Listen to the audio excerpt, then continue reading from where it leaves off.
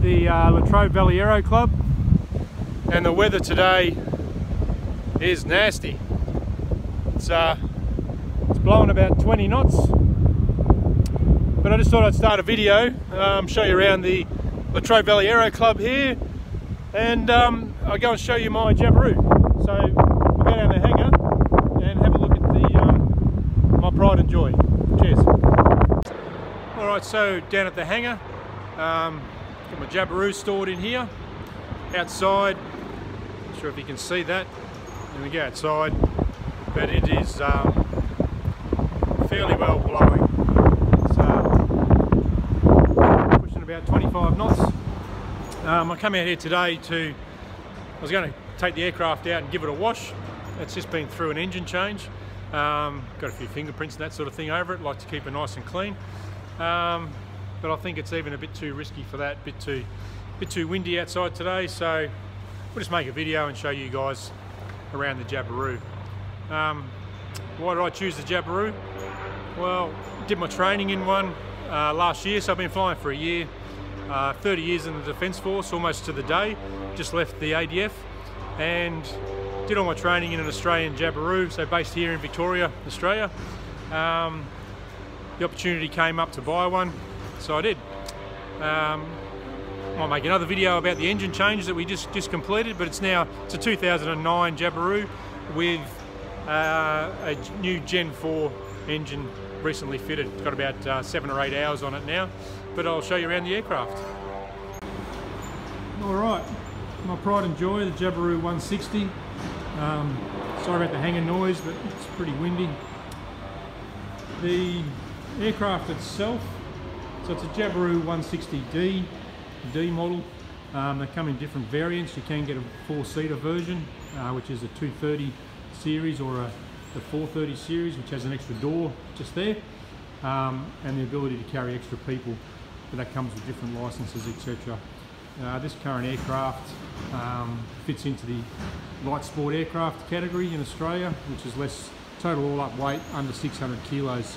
The aircraft, as you see it here, weighs only 304 kilos. Then you add pilot and fuel.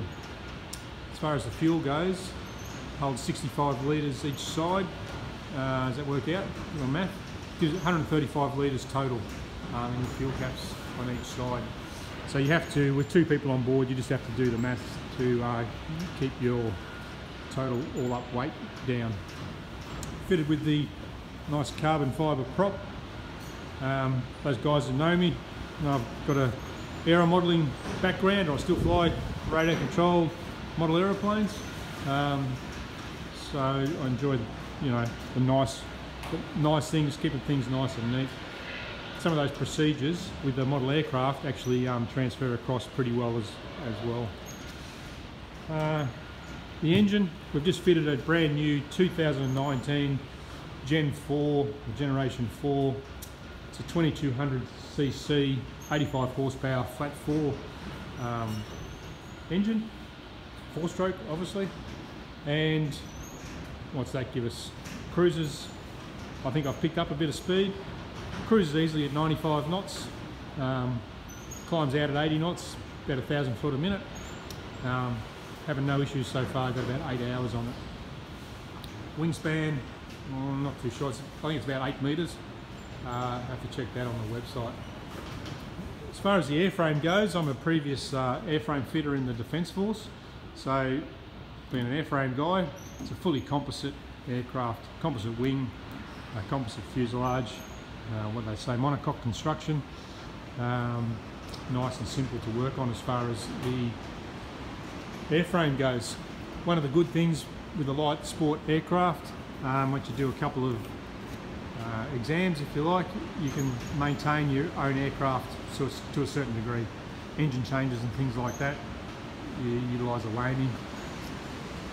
Probably grounds for another video there.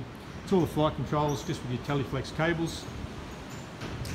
Flaps, nice spats. A lot of people fly without the spats, but I like to have the spats on there. It just looks nice and sexy, keeps the aircraft looking good.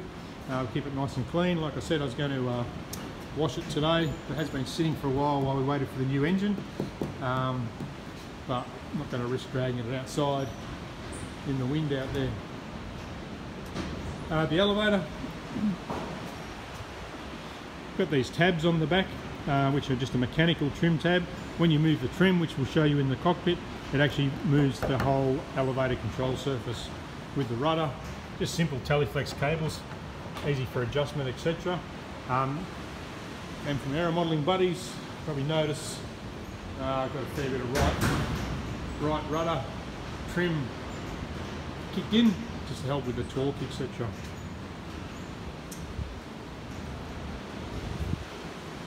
What else can I tell you? We'll have a look inside the aircraft.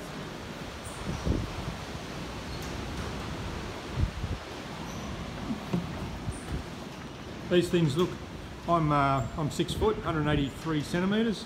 When I hop out of this, people seem to think that I folded myself up to get into. I didn't think I'd fit to start with, but the cockpit's about 44 inches wide, and there's plenty of room in here. Nice and cosy. In the cockpit, all your basic controls: throttle, your warning lights, airspeed indicator, turn and slip, vertical speed, airspeed, altitude, your radios, RPM, all your switches. Fairly easy to start this thing up. Magnetos, master, starter motor, fuel pump, just got a spare switch there, and your avionics. You got cabin heat, carby heat, for any icing conditions. These things run a carburetor, carby, so you can open up, feed hot air into your carby to prevent icing. Choke, obviously for starting. Flap switch with your flap indicator is up here, just to indicate the position of your flaps in flight. So electrical flaps driven through a motor, and carby heat. Got a GPS fitted here as well, and my best purchase, little $3 clock off eBay. Radio, fuel indication, so you got 2 of those. I'll show you the other one in a tick. And your T's and P's, or temperature and pressures, oil pressure, oil temperature, and your battery charge over here when it's powered up. Let's just flip that on. We'll have you have CHT and EGT temperatures. Obviously the engine's cold today, we're not going to start her up. Inside the wing roots here have your fuel direct reading gauge off the for the fuel tanks, left wing and right wing. You can see we're well over 100 litres. I just filled it up last night with fuel. What else have we got in here? Compass up on the dash. Nice there for a bit of maintenance. Pens and pencils. Still halfway through my nav exercise. One of the good tips I learnt, just put some Velcro on your pencils so they stay up on the dash nice and neat. Also built this, which I might do another video on. That's for my iPad, and I get to use the iPad. At the moment I'm just using pencil and ruler and maps to navigate my way around. And obviously checklist that I knocked up for pre-takeoff, after landing, pre-start and after start checks. Flight controls. Elevator trim down here, as you can see, that moves the whole control column, and like I said, down the back, it's very sensitive because you're moving the whole elevator control surface. Park brake, nice simple engagement and disengage with the little latch here. A little hydraulic disc brakes on the Jabiru, and your control yoke. Dual controls with dual throttles, left and right. Intercom on top, that's nice and comfortable to fly. I'm a mode 1 flyer with radio control stuff, and I find the Jabiru very comfortable. Fly with my right hand, throttle with the left. And yeah, down the back here, got the Bose headset just stored there, and plenty of room for baggage, etc. These 2 cables running up here to the wing root from the floor just come from a aileron bell crank in the floor, up and obviously out to the wing. With your, up here's the flat torque tube to drive your electric motor up in there.